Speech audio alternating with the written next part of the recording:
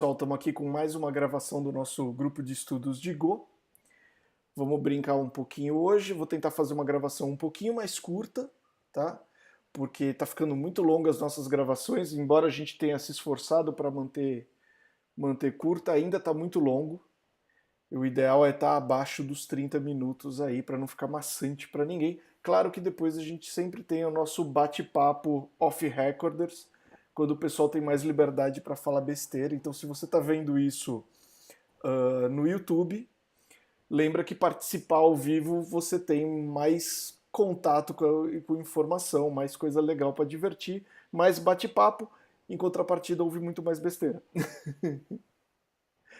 Hoje, vamos começar dando uma olhadinha num programa que a gente começou, não tive muito tempo para dar polimento nele, mas a ideia é brincar um pouquinho com imagem. Hoje a gente está com a Paulinha aqui, a Paulinha trabalha com a gente e ela é especialista em tratamento de imagem, brincar com isso. E está dando alguma força para a gente entender o funcionamento. E primeiro a gente começou fazendo um historiograma. Ainda não está completo, tem muito caminho para seguir ainda, mas já está andando. A primeira coisa que a gente fez foi converter uma imagem para preto e branco para ficar mais fácil a análise dela. Depois nós vamos incluir muito mais matemática aí. E tem algumas coisas, eu vou pôr os links depois de algumas leituras interessantes na descrição do vídeo. Enfim, uma fonte legal para brincar com imagens no Go é o próprio blog da linguagem, que tem algumas coisas interessantes. Enfim, e tem um conversor muito bacana para converter imagem de 8 bits para saída VGA, o que acaba gerando uma boa fonte para análise depois, né? Bom, deixa eu mostrar o que esse código faz. Ele é bem simples, né? Primeiro a gente abre o arquivo. Aqui já tem uma funçãozinha de for para ter certeza que o arquivo vai ser fechado.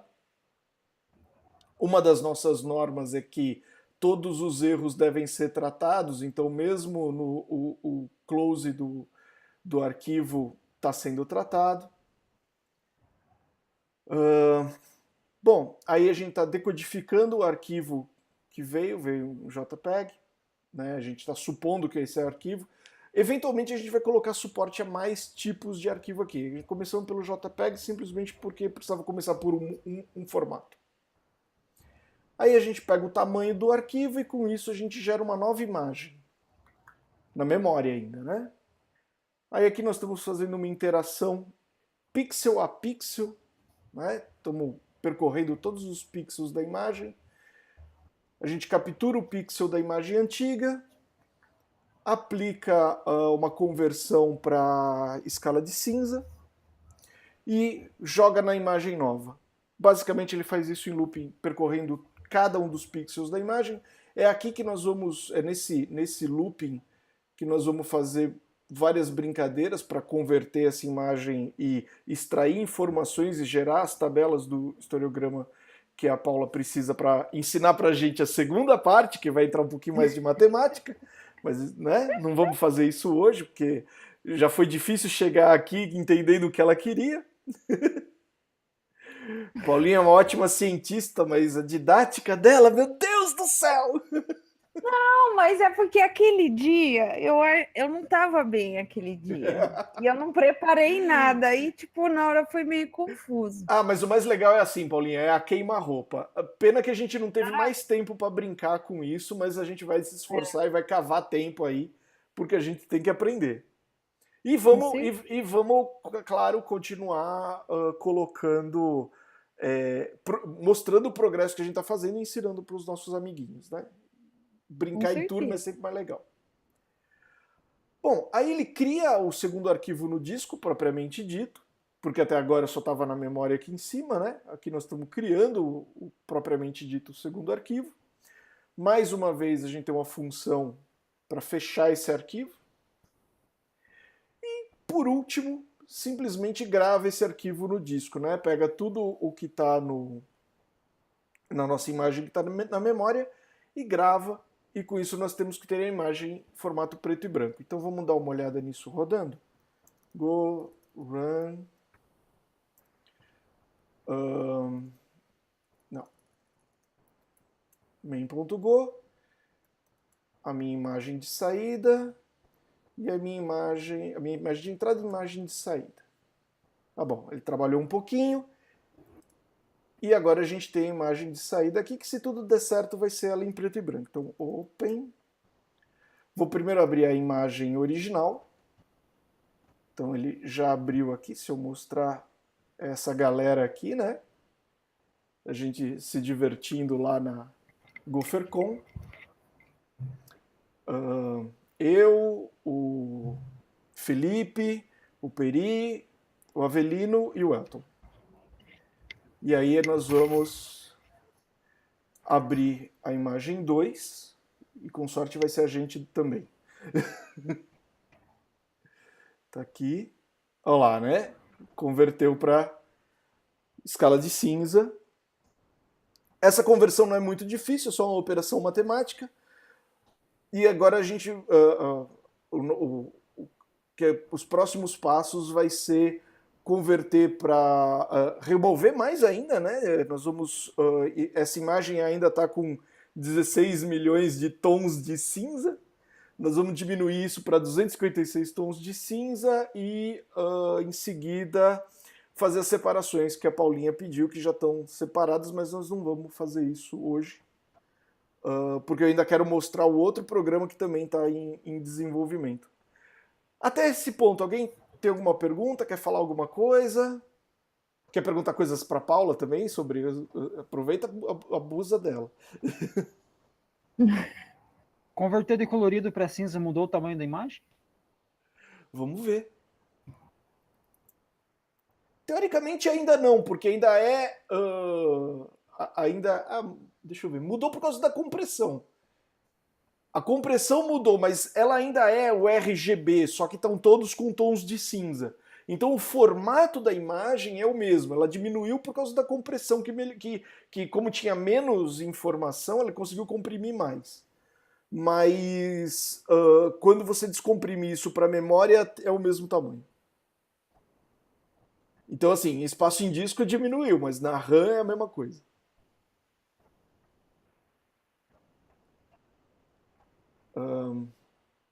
Mais perguntas? Ficou claro isso? Que na RAM é o mesmo tamanho?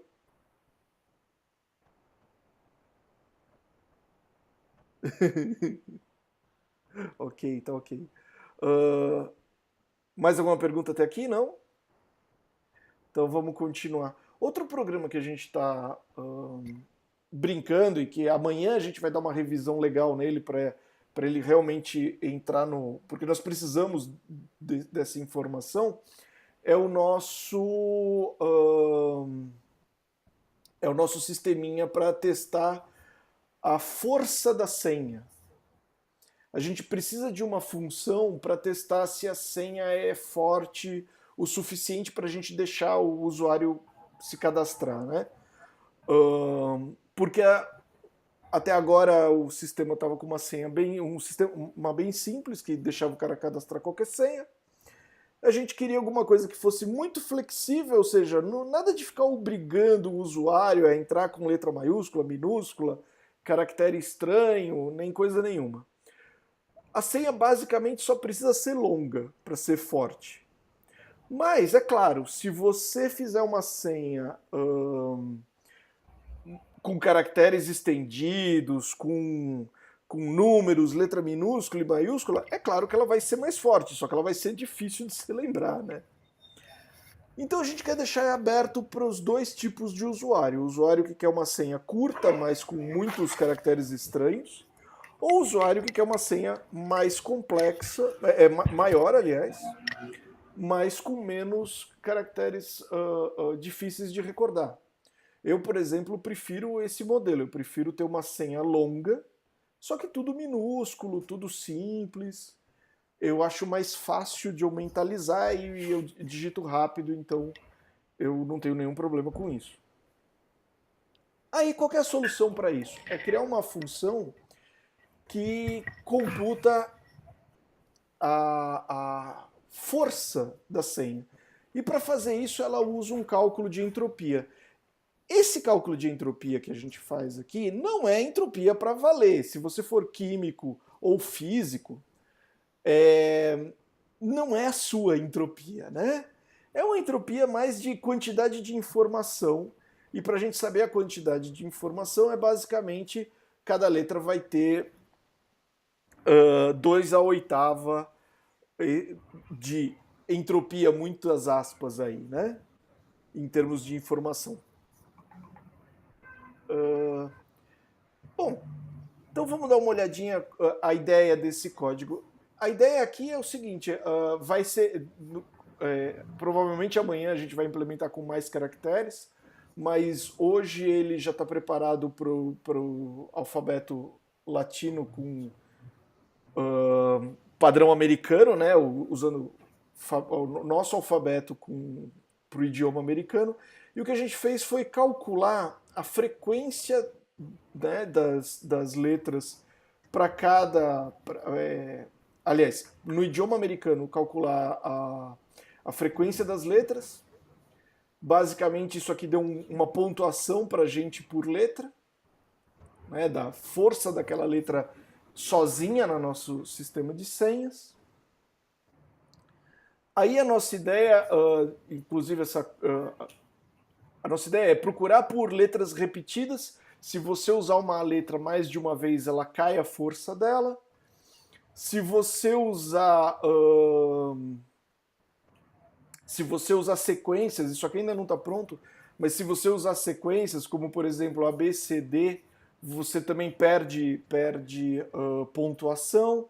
Enfim, basicamente é um jeito de você somar quanto vale cada letra, e aí você aplica alguns redutores para diminuir a pontuação dessas letras.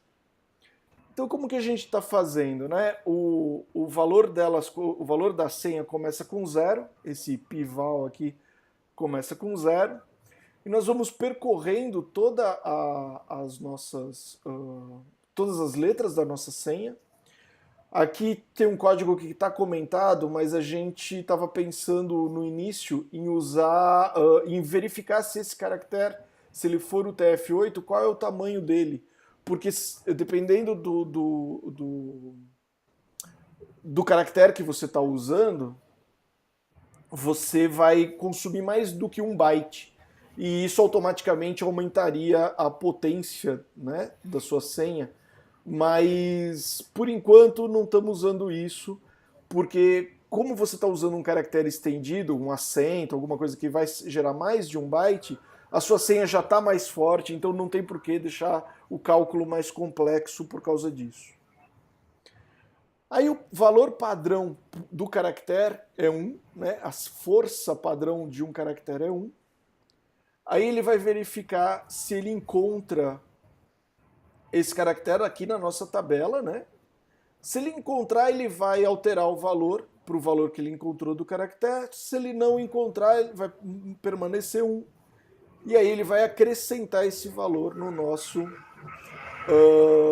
pival. Ao mesmo tempo, a gente calcula, né, acrescenta 1 no nosso mapa, que conta quantas vezes esse mesmo caractere foi usado. E se esse caractere foi usado mais de uma vez, a primeira vez vai ser 1, na segunda vez o valor dele vai ser dividido por 2, e assim por diante. Inclusive aqui não é isso daqui, aqui é isso daqui. Isso explica por que eu estava tendo resultados anômalos. Já mais de uma vez eu corrigi código enquanto eu descrevia ele aqui no grupo de estudos. Está se mostrando muito bom descrever o código no grupo de estudos. Bom, aí ele acumulou quanto que ele conseguiu registrar de cada caractere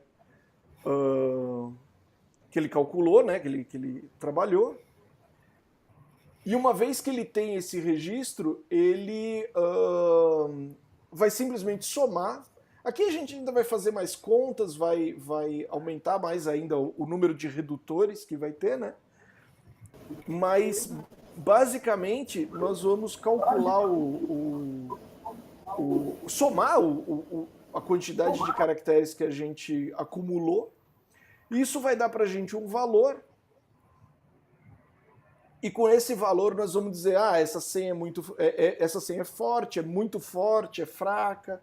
Nós vamos dar uma nota para aquela senha baseado nessa continha, né? Quantidade de caracteres e a força desses caracteres no nosso sistema. Então, basicamente, é não repetir muito caracteres ou escrever uma frase longa. Bom, César, e como que vocês estão pensando em tirar aí a parte de sequências? A sequência, tirando... a sequência, por enquanto, vai ser de um jeito bem simples. Eu vou simplesmente ver se o que você digitou ocorre em alguma parte aqui. Então, a ideia é só pegar as coisas realmente ruins, como, por exemplo, pegar uma senha 1, 2, 3, 4, 5, 6. Então, você não pegaria sequência de pares? Não. 2, 4, 6. Não. Sequência de pares não vai pegar ainda.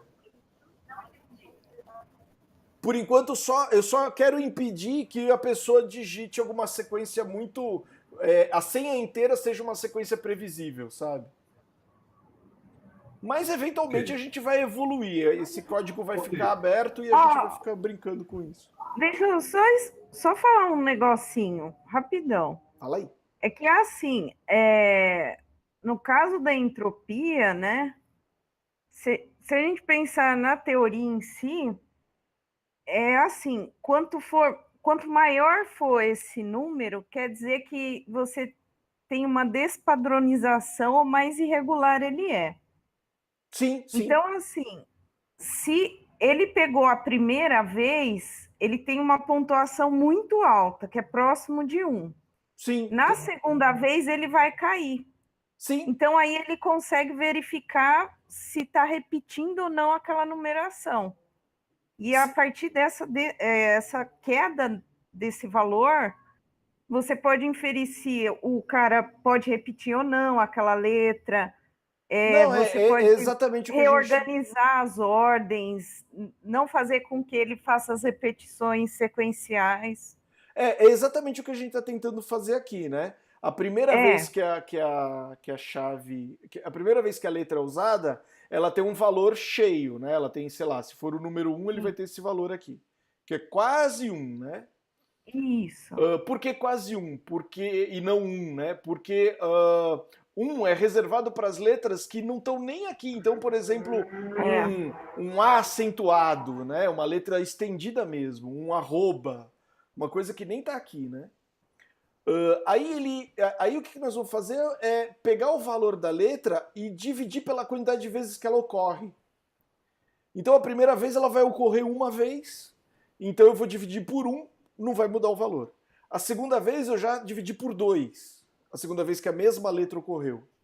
A terceira vez eu vou dividir por 3. Então assim, cada vez a letra vai ficando mais fraca. Se você escrever a primeira vez vai dividir por 1, depois por 2, por 3, você vai chegar uma hora que A não vai valer mais nada. E dá para você também colocar um limite, entendeu? Tipo um score dentro da entropia. Então, por exemplo, se for menor que 0,5, ele já não aceita mais. Aí você não precisa ficar repetindo mais você faz com que o usuário não repita mais assim. É que assim, nesse caso é diferente, eu entendi o que você quis dizer, mas nesse caso é diferente porque nós queremos permitir que a pessoa escreva uma frase, se ela quiser escrever uma frase longa, que por algum motivo tem meia dúzia de A nessa frase, não tem importância, ela pode. Porque a ideia é que o A não vai mais ter peso, mas simplesmente da frase ser longa, isso adiciona peso automático, né? Isso torna a senha mais forte. Então, o limitar por letra não é tão interessante. É mais interessante parar de dar pontos para essa letra, mas você pode entrar com elas. Só para completude, não, eu entendi o seu. Só que assim, por exemplo, quando a gente pensa uma senha fraca, às vezes a gente vai fazer. No caso desse cálculo, você também pode fazer isso, para verificar se aquela senha é fraca ou não. você tem outros usos também, além desse, sabe? Assim, a ideia daqui é De repente, justamente. se o pessoal quiser, tem várias possibilidades aí dentro. Sim, dá para brincar bastante. A ideia é começar com uma coisa simples e utilizável, né? Uhum. Que me dê uma nota simplesmente básica sabe, me dê um número com a potência da senha. Inclusive, a gente tem um outro problema para resolver, porque isso vai dar para a gente um valor, certo? Aí a gente vai ter que pensar um pouquinho e fazer alguns testes, passar numa word list, enfim, fazer alguns testes para decidir o que é forte, o que é fraco, o que é médio, decidir os limites do nosso sistema, né? Sim, Porque, bom, basicamente o que a gente precisa mesmo é decidir o que é fraco, para não deixar. O que é médio e forte tá ótimo.